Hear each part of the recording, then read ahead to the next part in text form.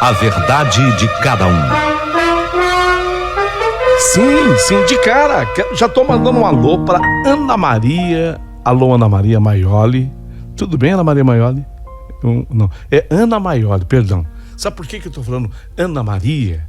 Porque eu ia dizer pra ela que eu tive uma colega espetacular de rádio, uma grande produtora da equipe do grande Osmar Santos, Ana Maria Maioli, uma grande produtora de rádio, especialmente do rádio esportivo. E quase sua xará, só que ela é Ana Maioli, a outra era Ana Maria Maioli, e ela faz parte já dos membros que integram aqui o canal do Paulinho Boa Pessoa. Obrigado, viu?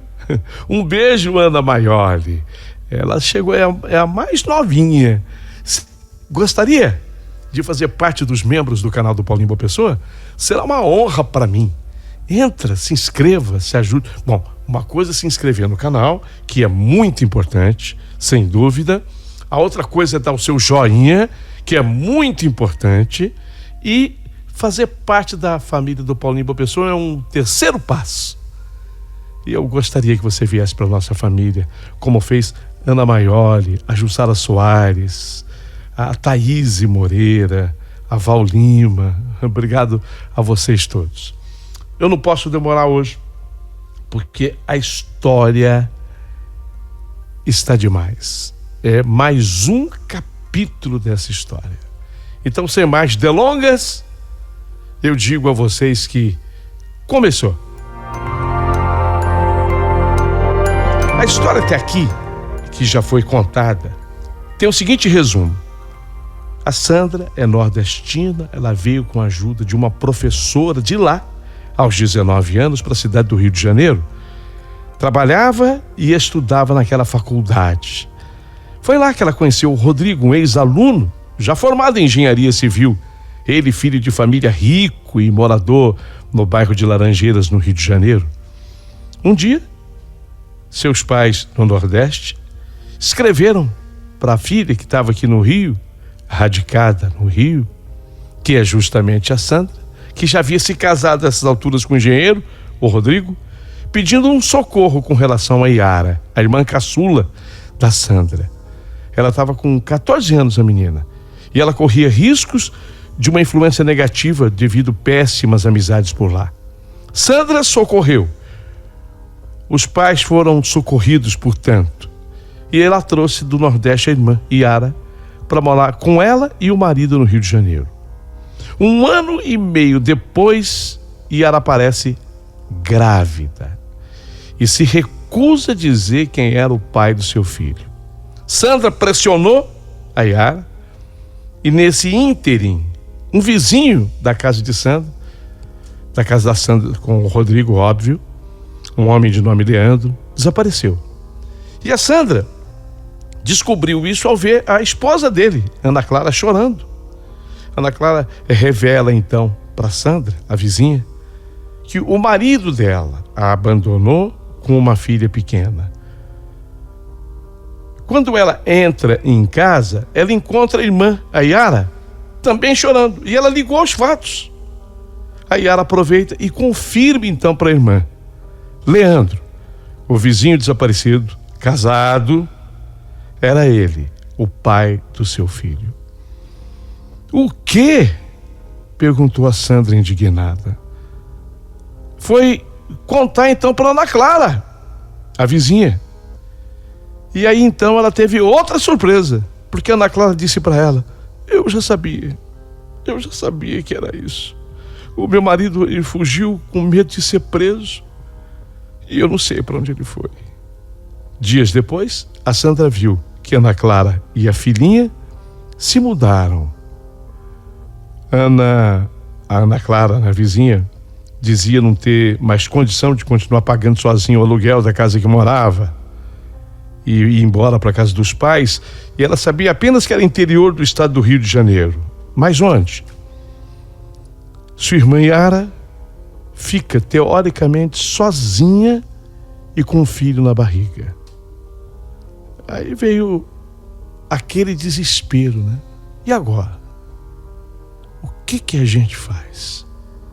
Veio na cabeça dela, da Sandra, mandar a irmã de volta, mandar para o Nordeste. Mas aí, Rodrigo, o marido, ele intervém nessa história. Peraí, calma, pera um pouquinho. A gente precisa, sabe, Sandra, ter a cabeça no lugar nessa hora. Você vai devolver essa menina do jeito que ela está, com um pouco mais de 15 anos, grávida para os seus pais, quando você, na verdade, tinha o objetivo de ajudar os seus pais. Olha, eu acho melhor ela ficar por aqui. Eu dou um apoio juntamente com você, pelo menos para ganhar esse filho, para ver o que ela vai fazer. Entendeu? Eu acho melhor que você coloque a cabeça para pensar. Afinal de contas, que tipo de ajuda você está propiciando para os seus pais no Nordeste? Tenha calma, meu amor. Vamos juntos pensar nisso? O que você acha? Pô, o Rodrigo foi legal, gente. O Rodrigo foi muito bacana. Ou não foi? Ela deixou passar aquela hora da raiva, aquela hora do desespero, quando a gente se precipita, quando a gente faz bobagem, quando a gente faz besteira, e quando passou, ela respirou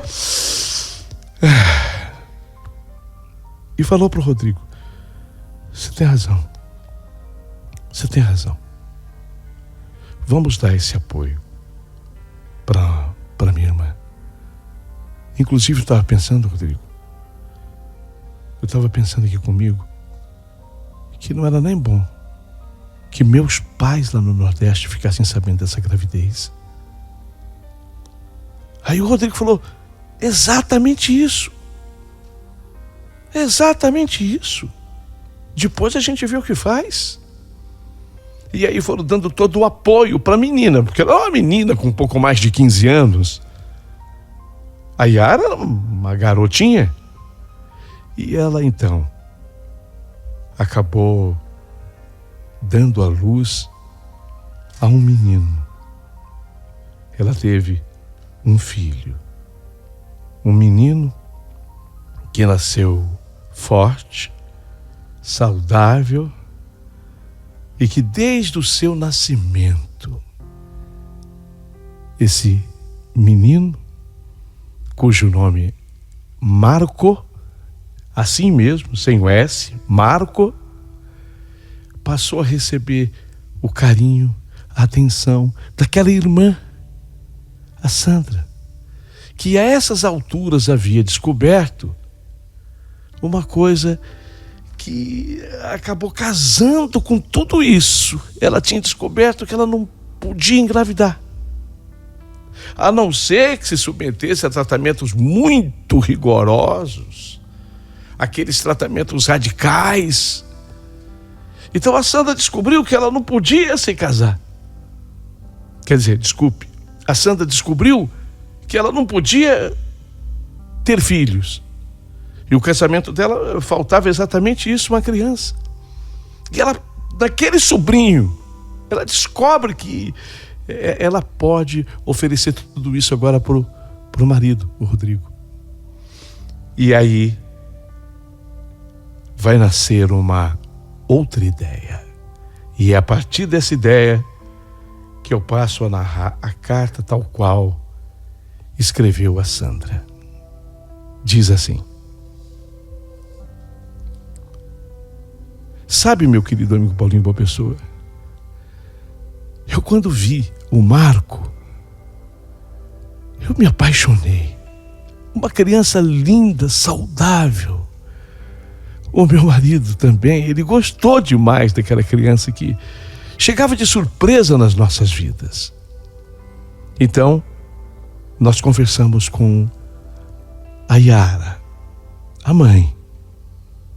Eu e o Rodrigo já havíamos discutido essa possibilidade e fomos comunicar à mãe. Yara, você vai tentar me compreender. A mamãe e o papai, como você sabe, não foram comunicados no Nordeste a respeito desse seu filho, dessa sua gravidez. Porque eu entendo, e você também, Yara, de convir comigo, que seria um grande golpe, um grande choque para eles. Então eu e o Rodrigo, se você concordar, obviamente, nós estamos pensando em registrar essa criança em nosso nome, no meu nome como mãe e no nome dele como pai. O que você acha? A minha irmã, a Yara, na hora ela começou a chorar assim, de uma maneira copiosa, e fiquei com aquela expectativa de que talvez a resposta dela fosse não. Só que no meio do choro, ela foi colocando um sorriso no meio daquele choro, sabe? E assim, entre lágrimas e sorriso, ela respondeu para mim: Sandra, eu acho que vai ser o melhor mesmo. Vai ser o melhor. Você não acha que eu tenho um risco do pai dessa criança voltar depois? Não, tem nada. Ele fugiu. Ele estava com muito medo de ser preso, porque eu sou menor de idade. Você sabe, né? A lei é muito rigorosa com relação a isso, especialmente na idade que eu tinha quando engravidei. Tá. Então passa a ser um segredo nosso, tá? E foi assim que Marco, filho da minha irmã, que nasceu quando ela tinha seus 15 anos, passou, na verdade, no papel, a ser meu filho. Aquele menino forte, lindo, saudável. A minha irmã continuou vivendo conosco, morando conosco e perto do filho. E logo após o nascimento da criança, o meu marido, ele prometeu que iria arrumar uma boa colocação para ela, um bom emprego para ela. E aos 17, como trainee, ela conseguiu. Na verdade, quem conseguiu foi o meu marido, com seu prestígio e amizade, colocá-la na recepção de um grande hotel em Copacabana. Foi lá que a Yara começou a trabalhar. E eu, juntamente com o Rodrigo, meu marido, tocando a nossa vida em casa, com o nosso filho. Que vocês sabem, a história não era propriamente nosso, mas era praticamente nosso. Se não fosse totalmente, ele era praticamente nosso. Assim é que era a relação nossa com o Marco, que vai se tornando cada vez mais um menino lindo, lindo. Só que eu comecei, sabe, a entrar medo. Eu comecei a ficar apavorada, sabe? Eu ficava apavorada, eu não podia escutar um carro que parasse na frente da minha casa. Eu não podia escutar qualquer tipo de movimentação na parte externa. A casa vizinha, depois que aquele casal foi embora, da forma que aconteceu tudo, né? Ele, Leandro, a esposa dele, Ana Clara, mais a filhinha do casal. Quando todo mundo saiu, aquela casa, ela foi colocada para ser reformada pelo proprietário. O dono da casa, que alugava a casa, ele colocou para reformar. Então ia muita gente na casa. Ia pedreiro, eletricista, encanador. Ele estava dando uma geral na casa para poder alugar de novo. E a cada profissional que chegava para trabalhar na casa, para mim era um susto que eu levava. E o medo que eu tinha de que, de repente, fosse o Leandro voltando. Porque o meu temor, o meu grande medo é que o Leandro, que tinha sim fugido, é verdade, com medo da prisão, eu tinha medo que ele voltasse atrás daquele filho que era dele. Nós não mudamos de lugar. A casa pertencente ao meu marido, quer dizer, a nossa casa, era uma casa muito boa. Uma casa grande, uma casa espaçosa, uma casa espetacular. E quem vive no Rio de Janeiro sabe que eu estou falando do bairro de Laranjeiras, que é um bairro residencial dos melhores que se tem notícia dentro da cidade maravilhosa. Então eu temia qualquer movimento na casa vizinha, qualquer carro que parasse em frente à minha casa. Ai, meu Deus, será que é? Sabe, aquele medo, aquele pavor. Eu sempre acabei cultivando aquilo. Enquanto isso, o tempo foi passando. Meu filho, o Marco, agora Marco, meu filho, sobrinho, filho, sobrinho, filho, porque estava em meu nome, em nome do Rodrigo, portanto, nosso filho. Tinha feito um aninho, nós demos uma festa linda para ele. E o tempo que corre, que passa, e ele faz 2 anos, 2 aninhos. E foi quando ele estava com 2 aninhos que acontece algo com a Yara, que no fundo vem corroborar com toda aquela história. A Yara se deu bem no hotel, no chique hotel de Copacabana. Bom, ela era muito inteligente. Ela era uma menina extremamente estudiosa, inteligente.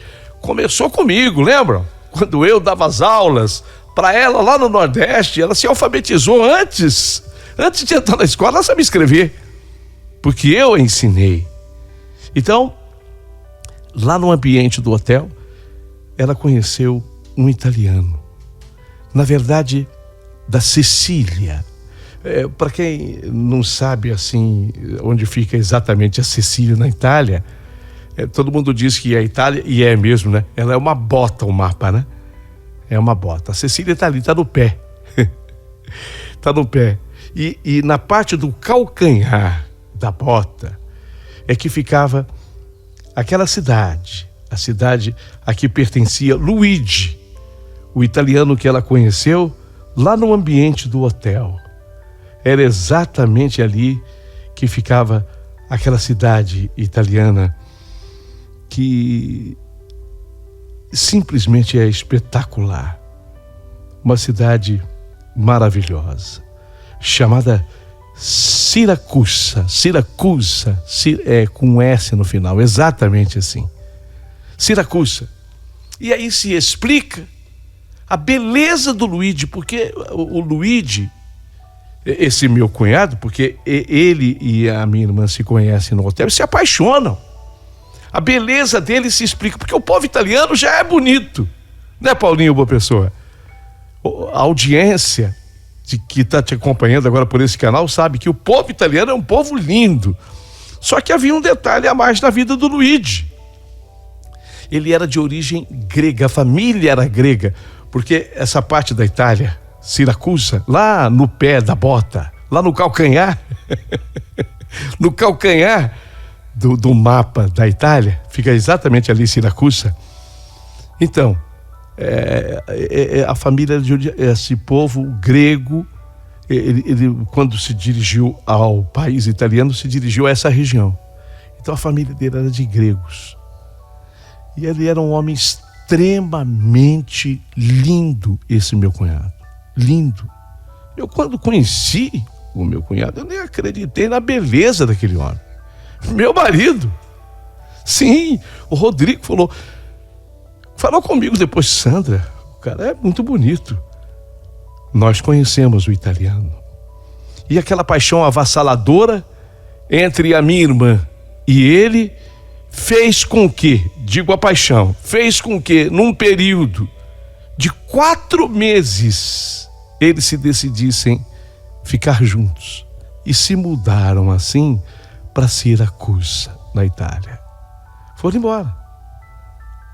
embora para a Itália. A minha irmã e Luigi foram viver lá no pé da bota, na verdade no calcanhar da bota, em Siracusa. Só que detalhe muito importante, já era uma combinação prévia entre mim, Rodrigo, e a minha irmã Yara, que ela não iria contar para ninguém a respeito do histórico do Marco. O Marco, ele era nosso filho. Fim. Acabou. Então, o marido, o homem lindo, o Luigi, que ela conheceu no ambiente do hotel lá em Copacabana, também não sabia dessa história. Mas é assim que eles acabam deixando o Rio de Janeiro e vão embora para Siracusa, lá no calcanhar da bota italiana. Foram embora para lá. Minha irmã e ele. E uma grande paixão. E um grande amor. As coisas se encaixaram, né? As coisas estão perfeitas demais, não estão? Você que está acompanhando a minha história, as coisas estão perfeitas demais. E quando a coisa está perfeita demais, a gente começa o quê? A querer arrumar para nossa cabeça. Não é assim? Minha irmã, deu certo. O Luigi é um homem muito bem sucedido. A família de origem grega é uma família bem postada do ponto de vista financeiro. Tinha de tudo na Itália. Eu não podia reclamar de absolutamente nada. E até o que eu não podia, que era ter um filho, de repente eu havia ganhado da vida de Deus um filho e lindo, um Marco, um menino lindo, lindo. Só que aí eu comecei a ter problemas de ordem psíquica. Eu comecei a desenvolver uma doença que é a tal, não é esquizofrenia, porque esquizofrenia também acaba tendo essa característica, mas não é isso. Mas passei a ter aquela mania de perseguição. Então qualquer pessoa que eu encontrasse na cidade do Rio de Janeiro, que por qualquer coincidência me seguisse, assim, desse uns 3, 4, 5, 10 passos atrás de mim, falava, meu Deus, é o Leandro, ou é um enviado do Leandro, que veio buscar o Marco, que veio, e ainda mais se eu tivesse com o Marco, ainda mais se eu tivesse com o meu filho. Aí eu entrava no primeiro comércio que tivesse com a porta aberta, naquele desespero, eu entrava na busca de um socorro. Eu comecei a ser perseguida pela minha própria mente, com medo da volta de quem? Dele, do Leandro. Eu ficava também tão encucada, que aí eu comecei a pesquisar, a tentar descobrir que cidade do interior moravam os parentes de Ana Clara, a mulher dele, sabe? Eu comecei a ter esse tipo de problema. E aí, o meu marido começou a me levar em vários médicos, assim, médicos da confiança da própria família dele, porque eu tinha, de fato, esse tipo de perseguição comigo. Medo de que as coisas acontecessem exatamente de um jeito que eu não pretendia que elas acontecessem. Medo da volta de Leandro. Medo, pavor. O tempo foi passando e eu fui tendo notícias. Se eu tinha problema para engravidar, minha irmã, o contrário. Lá na Itália, lá em Siracusa, chega a notícia, havia nascido um sobrinho meu. Danada ela, Mattia. O nome desse sobrinho, também sem o S, Mattia. O tempo vai passando, o tempo vai correndo, e chega daqui a pouquinho mais uma notícia de Siracusa, porque a minha irmã, ela se descobriu grávida novamente e desta vez nasceu uma menina de nome Eletra. Os nomes são diferentes porque eu já disse a vocês que o Luigi, ele era italiano de nascimento, mas trazia essas coisas, essas ideias gregas. Mattia era o menino, Eletra era a menina. Sobrinhos que eu não conhecia, filhos de Ara, minha irmã, que está vivendo uma fase bacana, legal, com o marido dela, lá na Itália. Mas eu aqui apavorada. Eu aqui, mais do que apavorada, às vezes batia o desespero. Eu tinha medo. O nosso filho, o Marco, ele havia chegado aos 8 anos de vida. 8 anos de vida. E eu ainda temia muito. Quer dizer, eu temia mais agora. A verdade era essa. Na medida em que o tempo passava, parece que as coisas não melhoravam, elas até pioravam. Medo. Da volta de quem? Dele. Leandro. O pai. O pai do meu filho. Entendam. Do meu sobrinho, que se transformou em filho. Minha irmã, radicada na Itália, feliz e com um casal de filhos, Matia e Eletra. Feliz com o Luigi. O Rodrigo, feliz comigo. Nós nos amávamos. Só que ele estava triste, porque eu continuava doente. E foi aí, sabe, que o Rodrigo, ele resolveu fazer aquela revelação. Meu filho tinha 7 anos. E por incrível que pareça, ele estava cada vez mais a cara do Rodrigo. Eu acreditava piamente nisso, de que o amor faz com que as pessoas, mesmo que adotadas, fiquem parecidas conosco. E eu via traços no meu filho, o Marco, que eram traços do meu esposo, do meu marido, Rodrigo. Rodrigo, que coisa impressionante. Como é que é o amor?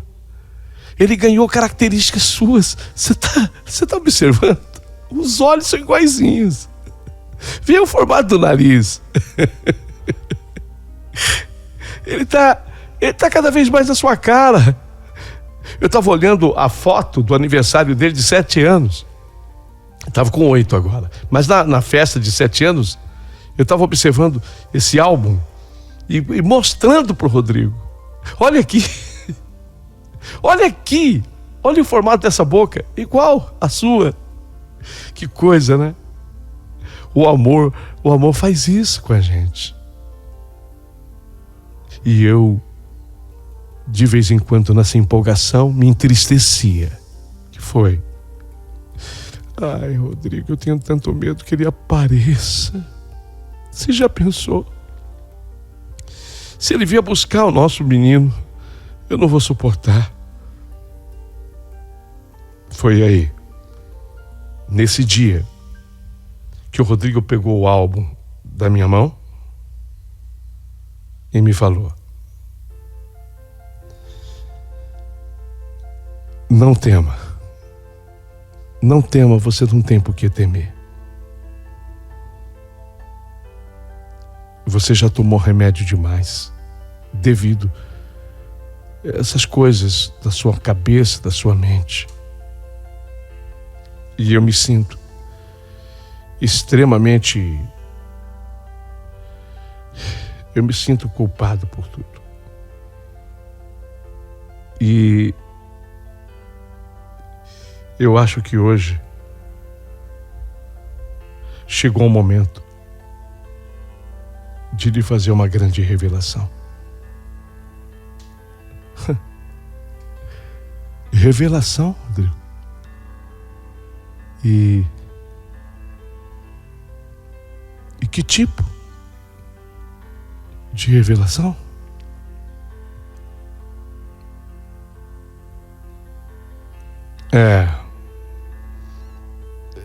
Desculpa. Eu nem sei por onde começar. Mas senta aqui. Vem cá. Já tô aqui na cama. Eu estava na cama mostrando para ele o álbum. O álbum com as fotografias de 7 anos do nosso filho. Vem cá. Aqui é melhor para a gente conversar. Nos sentamos. a mesa da sala. Eu numa cadeira e ele colocou uma cadeira de frente para mim. Não foi do lado. Eu sentada de um lado, ele do outro.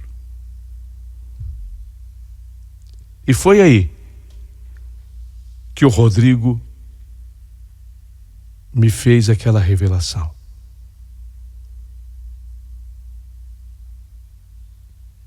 Sandra,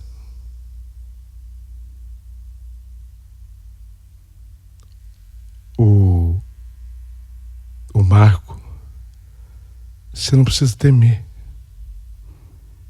Não precisa temer a volta de ninguém.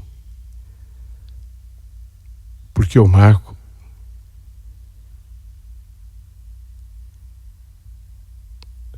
na verdade é meu filho.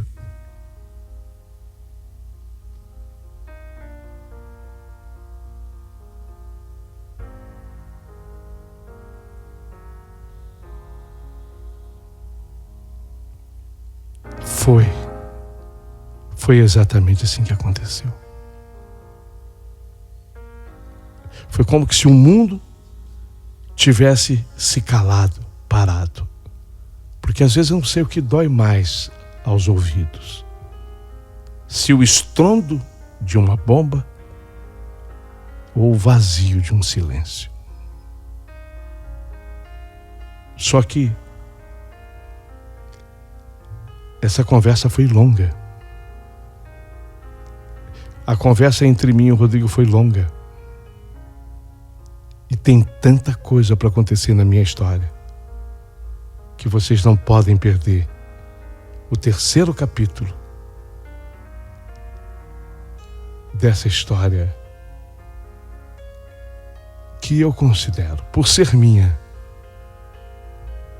a mais bonita entre todas.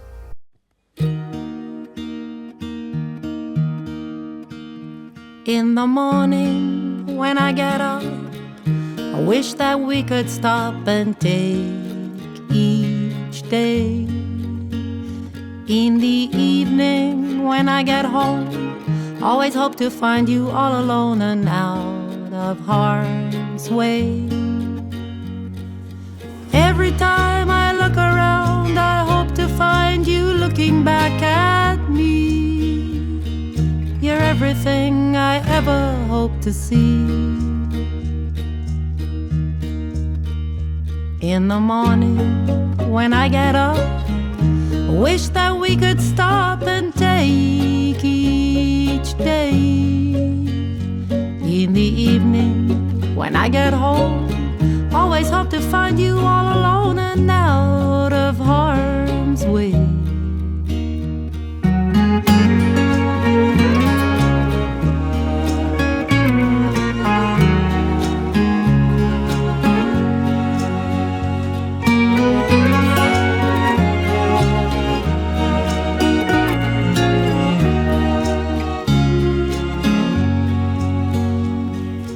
Every time I look around, I hope to find you looking back at me. You're everything I ever hope to see. In the morning when I get up, I wish that we could stop